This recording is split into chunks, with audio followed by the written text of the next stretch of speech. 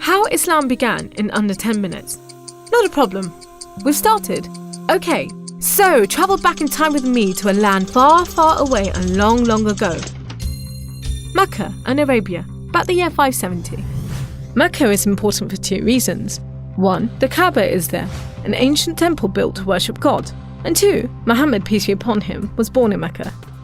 Now, problem. I can't show you Muhammad because it wouldn't be right. I'll tell you why in a bit. But in the meantime, here's his name in Arabic. Nice. Back in the day, Mecca was a lawless place. The only way to be safe was to have backup. Lots of rich big brothers who'd beat up anyone who got in your way.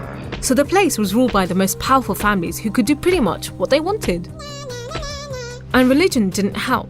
By this time, the Kaaba had been filled to overflowing with 360 idols that did nothing to help anyone. So it was a tough place to grow up if, like Muhammad, you were a poor orphan and believed in just one God you couldn't see, like the Jews and the Christians.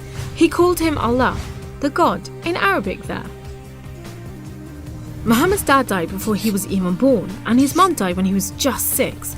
So he was brought up by his grandfather, Abdul Muttalib, and then, when he died too, by his uncle, Abu Talib, who had the respect of the city's ruling families, so Muhammad was safe for the time being. Muhammad started out as a shepherd and then became a businessman, travelling about buying and selling stuff for rich clients. When he did some work for a rich widow called Khadija, she was so impressed by his honesty and skill that they ended up getting married, and for a while it looked like Muhammad was going places. Well, he was, but not how you think. Every year in the month of Ramadan, different calendar, different names for the months, there was a big party around the Kaaba when people made sacrifices to the idols. Muhammad hated it, so he'd get out of town and sleep in a cave he'd found on top of a nearby mountain. One night, Muhammad's praying to Allah when wham! There's the angel Jibreel, you might say Gabriel, standing right in front of him. Read, says the angel, but Muhammad couldn't read. No schools, you see. Jibreel keeps on at him. 3 times he says, read. Then he grabs hold of Muhammad and wham! Again, it's like Muhammad's learnt the words off by heart. So he recites the message out loud. Read in the name of your Lord, who created man from a drop of blood. Read, for your Lord is most generous. He who taught by the pen, taught man what he did not know. It was a message from Allah. God was speaking to him just like he'd spoken to the prophets in the Jewish and Christian holy books, which meant he was a prophet too. The messages continued for the rest of Muhammad's life. Allah gave him the words to say and the prophet recited them. The words were written down by his friends, and years later they were collected together and became the Muslim holy book, the Quran, which means recitation, because Muhammad recited it, you see?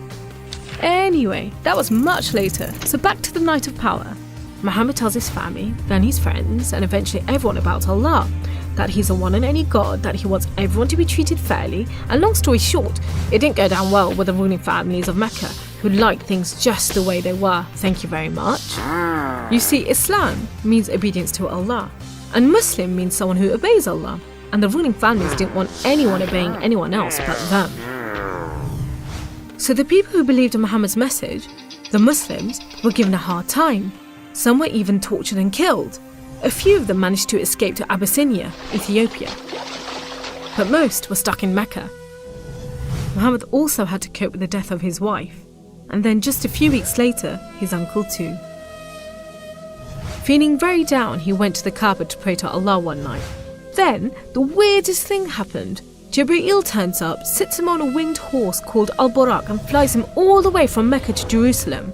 He prays with all the prophets who have ever lived. Then, he's taken up to the heavens to chat with some of the prophets, and then into paradise itself, where Allah tells Muhammad to pray 5 times a day and to stay strong. He's returned to Jerusalem and then flies back to the Kaaba in Mecca. We call it the night journey, and Muslims still argue whether it was a real experience or a vision, but whatever, it gave Muhammad a much needed boost, and just as well, because there were more tough times ahead. So, there was this other city called Yathrib. The people there heard about Muhammad and his message and invited him and his followers to join them.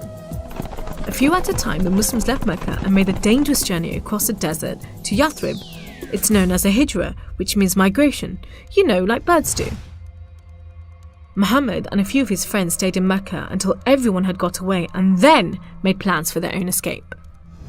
But the ruling families wanted to kill Muhammad while they still could, so 7 sons, one from each family, were sent in the middle of the night to stab the Prophet while he slept. But he was way ahead of them, and when they burst into the house, Muhammad was gone.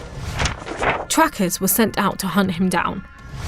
Muhammad and his best friend Abu Bakr took a roundabout route to try and shake off the pursuit, but the trackers were too good and slowly gained on them.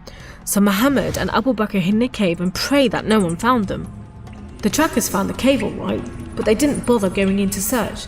There was no way Muhammad could be inside, they thought. There was a spider's web over the mouth of the cave and a nesting bird at the entrance. He must have given them the slip. So off they went, leaving Muhammad and Abu Bakr protected by a spider and a bird.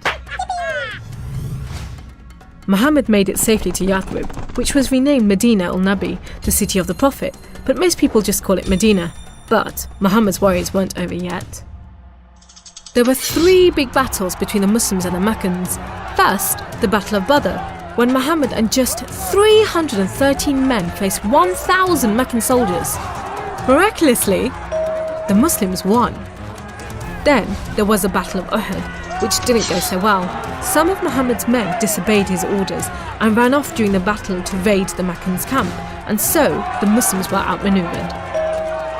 Then there was the Battle of the Trench. Medina was protected on 3 sides by mountains, so when the Meccan forces advanced in the city, the Muslims just dug a deep trench. The Meccans made camp, but the weather was terrible. Pouring rain put out their fires and howling winds blew down their tents. Eventually they gave up and went back to Mecca. It was all a bit embarrassing. They were losing the respect of the local tribes who were flocking to join the Muslims. So a peace treaty was signed at Hudaybiyah, but it wasn't long before the Meccans broke it. Muhammad decided that enough was enough. By now he had over 10,000 men, so he led them across the desert to Mecca. The ruling families realised they'd made a huge mistake, but it was too late. All they could do was surrender and hope that the Muslim army killed them quickly. But Muhammad said there should be no more fighting. He rode into Mecca and went straight to the Kaaba. He circled it 7 times anti-clockwise and smashed all the idols, rededicating the Kaaba to Allah. And that's why I'm not going to show you Muhammad. The Muslims wanted to make it totally clear that they only worship the one unseen God. So they didn't have any pictures of Muhammad in case anyone thought he was an idol, and they didn't have any pictures of Allah because he's like nothing on earth, so it would be impossible to draw him anyway. So there you go, how Islam began in under 10 minutes. How did I do?